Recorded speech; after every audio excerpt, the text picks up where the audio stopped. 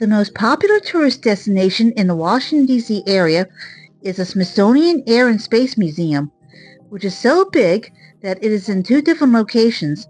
One is on the mall in Washington, D.C., and the other is located in Chantilly, Virginia, near Dulles Airport. If you are the kind of person who is into air and space, but you want less crowded alternatives to the Air and Space Museum, there are two alternatives. If you're into the space part of Air and Space, then you'll want to check out the NASA Goddard Visitor Center in Greenbelt, Maryland. I already did a video about that place as part of the series on the Baltimore and Washington, D.C. that tourists rarely see, so you'll definitely want to check that one out. If you're into the air part, there is one other place that you'll want to visit, and it's located just a few miles from the NASA Goddard Visitor Center. As an added bonus, this place is run by the Maryland National Capital Park and Planning Commission, so it is run by the state of Maryland, which makes it far less vulnerable to things like a federal government shutdown, unlike the NASA Goddard Visitor Center, which is owned and operated by the federal government.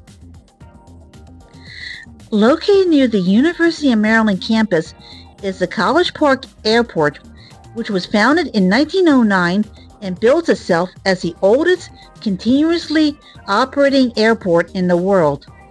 It was originally founded as a military demonstration site for Wilbur and Orville Wright, and yes, they are the Wright brothers of Kitty Hawk fame. College Park Airport has runways, a control tower, and small airplanes to fly. Admission to the airport is only for those who intend to fly to and from the airport. Located just a few feet away from the farthest boundary of the airport is the College Park Aviation Museum, which is open to the general public. The Wright brothers are definitely highlighted, including a small model replica of one of their airplanes, along with an actual Wright brothers plane.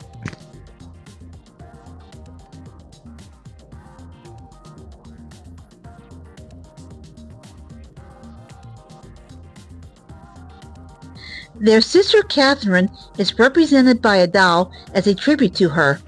She was the only Wright sibling to finish college, and she was the key to the success of her brothers, as she negotiated on her brothers' behalf and represented their companies to all officials and dignitaries.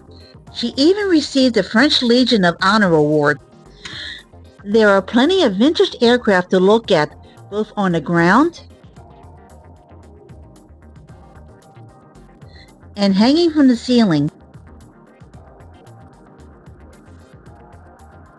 Parts of the museum are devoted to women and people of color who overcame prejudice to become aviators, like Elaine Harmon, Bessie Coleman, and Bernetta Miller. There is an area devoted to Latinas who are currently in the aviation industry, and it includes photos and autographs. At various times in the museum, you'll see a QR code near a certain exhibit. Scanning that code into your smartphone will reveal more information about that exhibit in both English and Spanish. There are also some interactive exhibits where you get to learn more about aviation in general and the people who are aviation pioneers. The upper level of the museum has an exhibit on couples who met each other through the aviation industry, along with closer views of the aircraft hanging from the ceiling, and viewing the aircraft on the ground floor below. If you bring your own food and beverage, there is a small cafeteria with a small kitchen on the upper level where you can view the College Park Airport while you consume your food. If you're lucky, you might even see an airplane take off or land. If the weather is nice outside, you can go out on the upper patio where you can sit at outdoor tables and view the airport in the hopes of seeing any aircraft in operation. You can also go downstairs to the children's outdoor playground where kids can pretend to fly airplanes and a space shuttle. There are other attractions for children as well. There is a room known as the Flight School where children can try various hands-on exhibits and even try on uniforms. Kids can also climb into certain real-life aircraft and check out the knobs and controllers.